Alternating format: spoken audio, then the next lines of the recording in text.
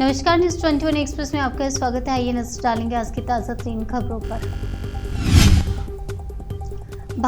भावुक मल्लिकार्जुन खड़गे बोले, मजदूर का बेटा कांग्रेस अध्यक्ष बन गया, तोड़ूंगा नफरत का जाल। खड़गे ने अपने संबोधन में आगे कहा कि सत्ता की राजनीति के दौर में सोनिया गांधी ने त्याग की जो मिसाल कायम की है, उसका कोई दूसरा उदाहरण नहीं।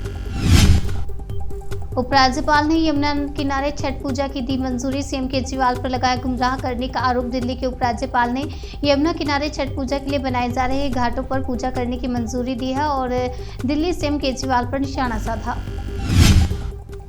भारत पाकिस्तान सीमा पर ड्रोन से निपटने के लिए सेना तैयार, एक का जैमर और मल्टी शॉट गन की तैनाती।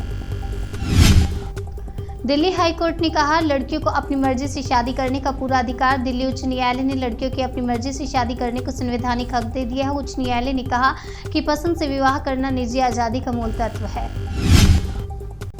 अयोध्या में रामलला के दर्शन के लिए हो जाए तैयार। 2024 में पूरी तरह बनकर तैयार हो जाएगा श्री राम का दरबार। खड़गे के नेतृत्व में मजबूत होगी कांग्रेस। सोनिया गांधी ने कहा, जनता और कार्यकर्ताओं का सम्मान मेरी पूंजी। कांग्रेस अध्यक्ष पद के चुनाव में खड़गे ने शशि थरूर को 6,825 वोट से मात दी थी। खड़गे को 7,897 वोट मिले थे। वहीं शशि थरूर के खाते में 1,072 वोट आए थे। 2 दिनों से कोरोना के मामले में गिरावट। पिछले दिन के मुकाबले दर्ज हुए 32 कम केस। देश में एक दिन में कोरोना वायरस संक्रमण से संक्रमित होने वाले नए केस 830 दर्ज किए गए हैं। सबसे अच्छी बात यह रही कि बीते दिन से आज कोरोना के 30 कम केस दर्ज किए गए। कश्मीर के कुपवाड़ा में सुरक्षा बलों की आतंकियों से मुठभेड़, एक आतंकी हुआ ढेर। सर्च ऑपरेशन जारी। मुठभेड़ में अब तक एक आतंकी मारा गया है। वहीं आतंकियों के खिलाफ ऑपरेशन जारी है। ऋषि सुनक ने की यूक्रेन के राष्ट्रपति जेलेंस्की से बात। रूस ने कहा, ब्रिटेन से बेहतर रिश्ता कोई उम्मीद नहीं।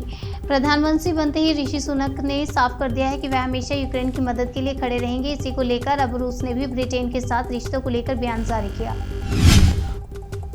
झारखंड के कोडरमा में बड़ा ट्रेन हादसा। मालगाड़ी के 53 डिब्बे पटरी से उतरे। घटना सुबह लगभग 6:30 बजे के आसपास। पूर्व मध्य रेलवे ने बताया कि घटना में कोई हताहत नहीं हुआ।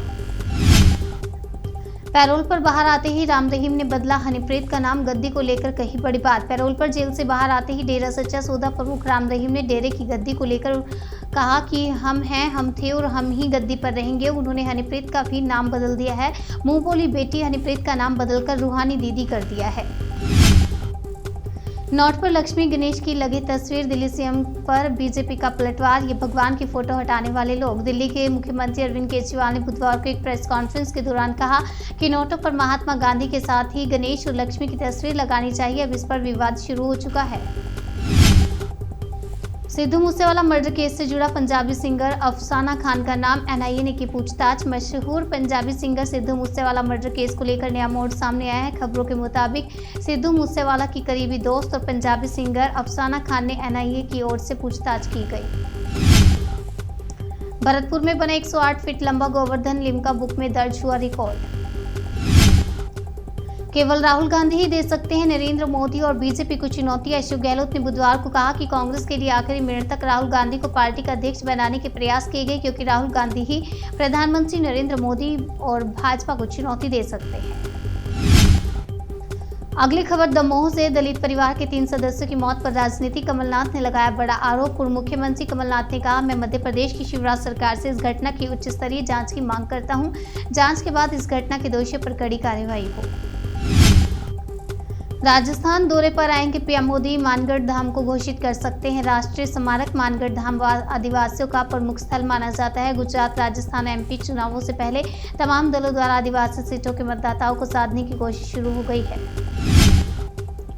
महंगाई के दौर में घर पर ही उगाएं ताजी सब्जियां। शहर में छत पर बागवानी के लिए 25,000 रुपये देगी सरकार। सरकार ने छत पर बागवानी योजना चलाई है, जिसके तहत पटना के शहरी क्षेत्र में सब्जी, फल और हर्बल प्लांट्स की गार्डनिंग को बढ़ावा देने के लिए सब्सिडी की सुविधा प्रदान कर रही है।